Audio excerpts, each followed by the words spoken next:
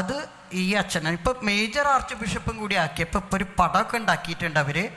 എൻ്റെ മുഖം എന്നിട്ട് ആമേൻ എന്ന് പറഞ്ഞ് ഒരു ആമ മുകളിൽ, ഞാനതിലൊരു ആമത്തല എന്ന് എഴുതിയിട്ടുണ്ട്, നിങ്ങൾ വായിച്ചവർക്കറിയാം. ഒരു ആമയുടെ പടം മുകളിൽ വെച്ചിട്ട് സഭയുടെ തലപ്പത്ത് ഇപ്പോൾ സിസ്റ്റർ ജസ്മിയുടെ ആമേൻ ആമ പടം ഉണ്ടാക്കി അയച്ചിരിക്കുക.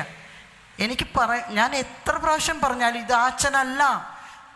പിന്നെ ഞാൻ ഒരു ജേർണലിസ്റ്റ് വന്നിട്ട് പറഞ്ഞു, സിസ്റ്റർക്ക് ഫേസ്ബുക്ക് ലൈവ് വരാറിയോ? എനിക്കറിയില്ല, ഞാൻ പഠിപ്പിച്ചുതരാം. അവനത് കാണിച്ചു തന്നു.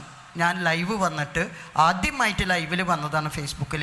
ഞാൻ പറഞ്ഞു, ബാംഗ്ലൂരിലെ അച്ഛനല്ല ഈ അച്ഛൻ. അപ്പോൾ ഞാൻ ഇവിടെയും അത് പറയുന്നത്, കുറേ പേർക്ക് തെറ്റിദ്ധാരണ പരത്തിയിട്ടുണ്ട്.